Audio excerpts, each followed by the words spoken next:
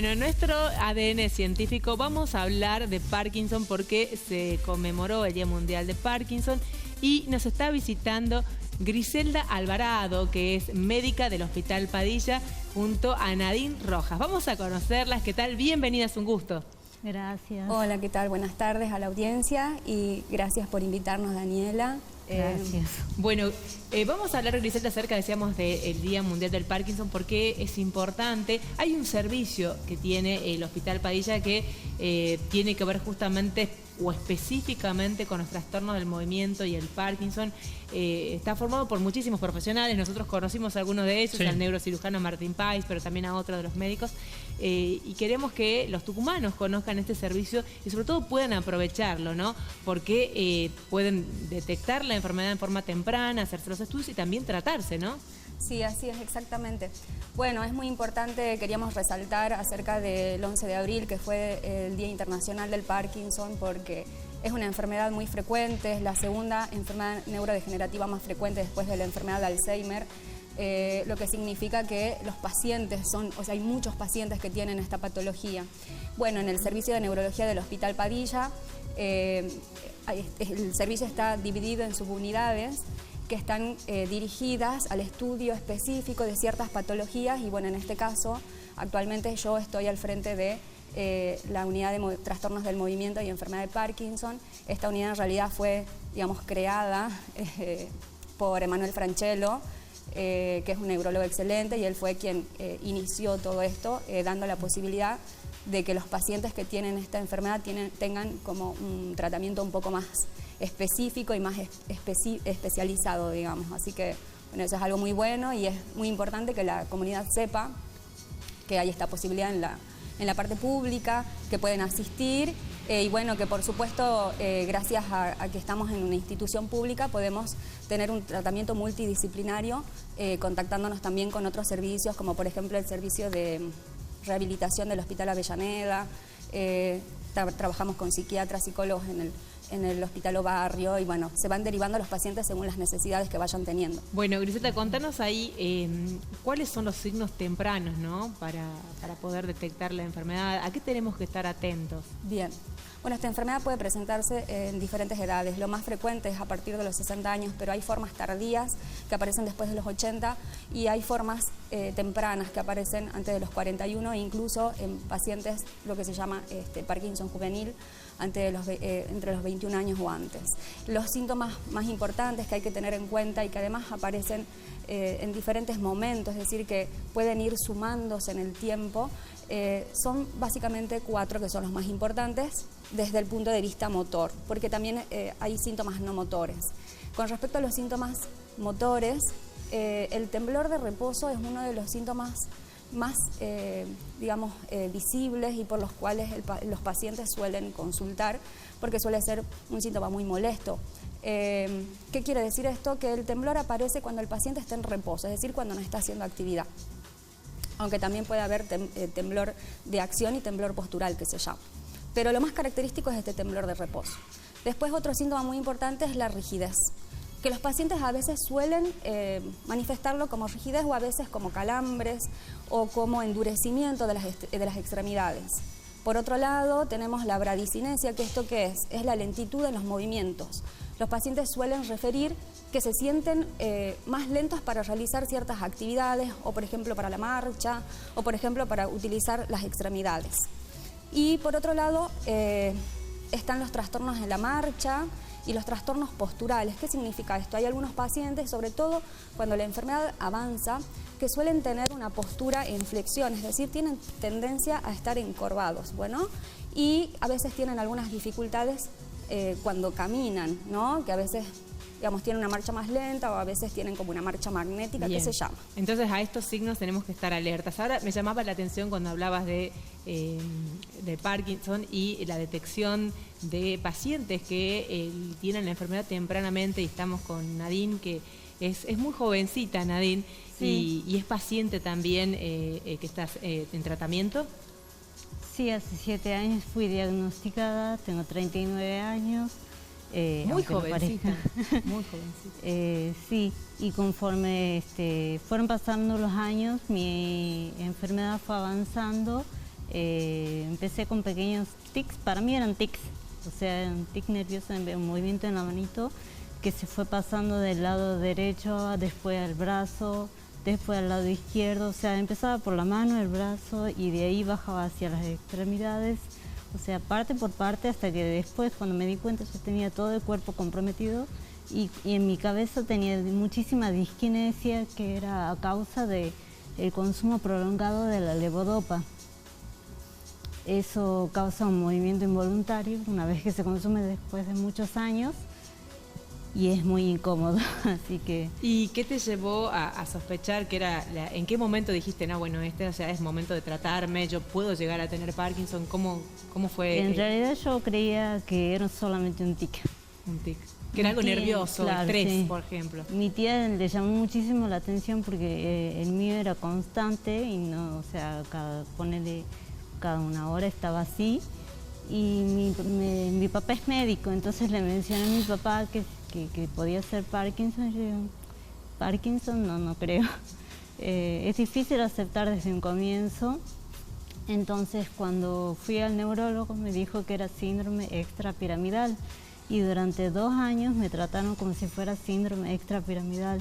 Pero al pasar los 2 años y ver que los síntomas avanzaban, comencé a pensar que tal vez sí podía ser Parkinson y mi tía lo admiraba al actor Michael J. Fox.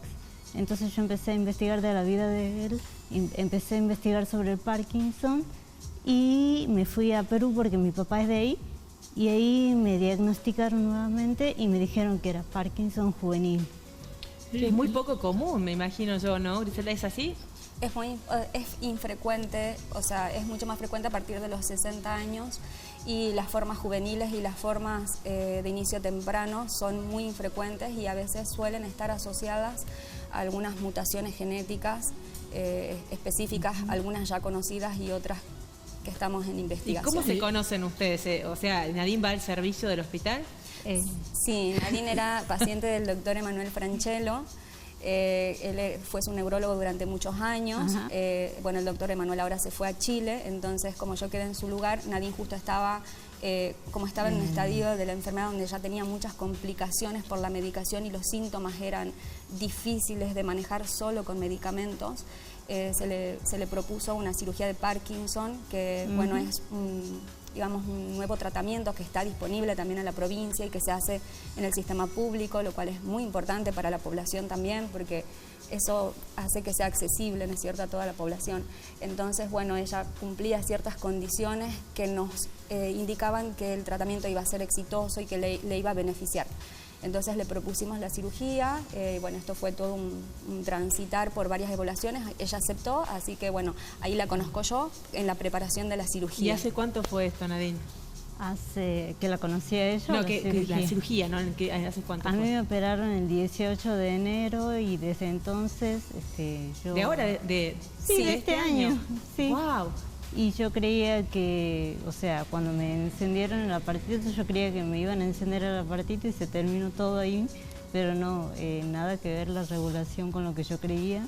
Pero poco a poco fui empezando a sentir los cambios, a sentir la diferencia y desde que me operaron, o sea, yo antes de eso tenía temblor constante, tenía muchísima rigidez, pérdida de equilibrio, mi eje se iba hacia atrás, yo siempre me iba para atrás. Y le llamaba mucho la atención a mi kinesiólogo, pero desde entonces no tengo pérdida de equilibrio, puedo caminar sola, puedo comer sola, porque ni siquiera podía comer sola. ¿Te cambió la vida? Sí. No tengo temblores, puedo dormir, puedo hacer una vida prácticamente normal. Y hace poco me hicieron una regulación en la que tuve que apagar el aparato porque me dio muchísima disquinesia. Cada vez que me regulan a mí, me da disquinesia. Entonces tengo que apagar el aparato y sentí los temblores, eran intensos. Y yo digo, wow, tan fuerte es. Le pregunté a la doctora recién, ¿por qué era tan fuerte el temblor que yo sentía al haberlo apagado el aparato? Y la doctora me explicó. Doctora, la calidad de vida, entonces, ¿uno puede tener una buena calidad de vida aún con el diagnóstico de la enfermedad? Sí, digamos que la enfermedad es muy heterogénea en cada paciente. Hay pacientes que tienen evoluciones un poco más veloces y más tórpidas, y hay otros pacientes que pueden mantenerse durante muchos años con los síntomas estables y con un avance como mucho más lento, ¿no? Es una enfermedad progresiva, pero con los tratamientos disponibles y el tratamiento sintomático, porque es un tratamiento sintomático el que se hace, los pacientes pueden tener una buena calidad de vida, aún en estadios avanzados, y con la ayuda de otros especialistas de otras áreas, podemos lograr que el paciente esté mucho mejor que sin tratamiento. ¿Cuál ¿no? es el tratamiento de cabecera, digamos, con el que se arranca con los síntomas iniciales? ¿Es la medicación, la fisioterapia? ¿Qué sería? Sí, el tratamiento de la enfermedad, como estábamos diciendo, es un tratamiento, digamos... multidisciplinario. Sí, y es sintomático. Al momento todavía no existe un tratamiento curativo para esta enfermedad. Entonces, esta enfermedad se caracteriza o se debe a una disminución de la dopamina en el cerebro. Bueno, la dopamina tiene un montón de funciones y entre esas, bueno, todo el control motor de los el control de los movimientos.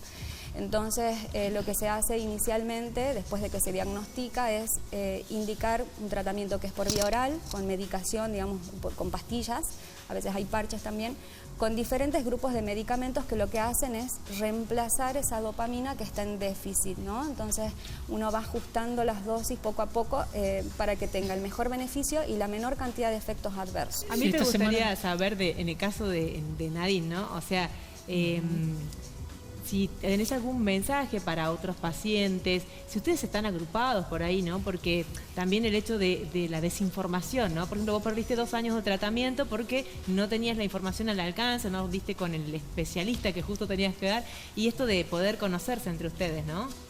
Claro, yo aprendí muchísimo más del Parkinson porque yo empecé a escribir un libro que se llama Diario de una guerrera del Parkinson, y empecé a entrevistar tanto a médicos, entre ellos ella, y pacientes, y yo aprendí más de la enfermedad en este último año que estuve trabajando en el libro que durante los 7 años que tuve la enfermedad. Antes de eso, antes de que me proponga la cirugía, yo no iba a ningún kinesiólogo, ni fonoaudiólogo, ni psicólogo, ni nada, ni sabía casi nada de la enfermedad. Pero porque yo al doctor Franchero lo conocí, pero me alejé de él por unos 3, 4 años y me atendió otro neurólogo. Y cuando volví al doctor Franchero fue porque me dijeron que ya era tiempo de que me operen. Y cuando me vuelvo con el doctor Franchero me dice que vaya a hacer fisio, que vaya a hacer fono, psicología, psiquiatría. Y en eso me proponen escribir el libro. Y empiezo a escribir, empiezo a investigar, empiezo a conocer a otros pacientes, y en lo que fui conociendo a esos pacientes fue que aprendí muchísimo del Parkinson. Yo antes de eso es como que me escondía de la gente, me daba muchísima vergüenza salir por los temblores, por mis síntomas, y cuando los empecé a conocer, empecé a caminar al lado de ellos por la calle y perdí la vergüenza, me empecé a reír, ya era otra cosa y ya no tenía tanto miedo ni vergüenza. Entonces se apoyan, se cuentan y tienen la idea de formar algún tipo de asociación o están conectados entre ustedes con los pacientes más allá del libro, digo puntualmente. Sí, o sea, uno de ellos, Walter Bersellone, formó un pequeño grupo acá en Tucumán de Parkinson por WhatsApp, y yo formé otro, pero ese ya es un poquitito más grande a nivel internacional. Y hay muchísima gente que se apoya entre ellos, se da consejos, se da palabras de aliento, el que puede ayudar ayuda, porque por ejemplo hay varias personas que tengo ahí en el grupo de México que se ayudan entre ellos, se colaboran, y en distintas partes de Latinoamérica hay distintas agrupaciones, y esas agrupaciones tratan de buscar a gente para que brinden su apoyo, porque realmente es muchísima la gente que no tiene Claro que no hay contención. Y ahí, Nadine, ¿hay alguna forma de encontrarte por redes sociales? Por ahí, si alguien nos está escuchando y quiere saber dónde está el grupo que conoce de Parkinson, más allá del tratamiento médico en el Hospital Padilla, que estuvimos hablando recién, la unidad que coordina Griselda, ustedes como pacientes, ¿dónde están? ¿En qué redes sociales los pueden encontrar o cómo se conectan? ¿Algún teléfono? Hay muchísimas, pero si quieren conocer mi red es Nadine Rojas Vargas, en Facebook, en Instagram, en Nadine Rojas OK, en TikTok, y trato de hacer una página de YouTube, pero está en proceso, así que... Buenísimo, o sea, no solamente con el libro, sino que Sí. te lanzaste con las redes sociales, con todo. Sí, desde hace unos meses me empezó a ayudar Martín Romero con el tema de las redes sociales y gracias a él hubo muchísima gente, muchísima contención, muchísimos mensajes y la verdad todo un cambio para mí, así que gracias a él y a Fernanda Barnes de EPOF de Tafí Viejo estamos armando como algo para llegar a la gente y dar un mensaje de esperanza, porque eso es lo que queremos con la doctora, llegar a más gente, traer a más gente que se conozca, difundir más esto y que sepan que hay esperanza, que no todo está perdido y que más allá de del dolor y de las dificultades, sí se puede salir adelante. Me encantó el testimonio, Nadine, la verdad que es admirable. Gracias. El valor tuyo y obviamente el respeto y la ayuda que tienen los profesionales del Padilla. De Emanuel también tuvimos la oportunidad de conocerlo, estamos en contacto porque sabemos que está en Chile trabajando. Personas todas, la verdad que maravillosas desde lo profesional y desde lo humano, ¿no? Un gran testimonio, realmente. Muchísimas gracias. No, gracias a ustedes. Yo puedo decir algo antes de Sí, que claro. termine la entrevista. Bueno, un poco como hablando también del servicio, en Tucumán actualmente también estamos haciendo en el servicio un trabajo de investigación que se llama LARGPD. Este trabajo de investigación se está haciendo en toda Latinoamérica y forma parte además de un trabajo mucho más grande y consiste básicamente en la genotipificación de los pacientes que tienen Parkinson.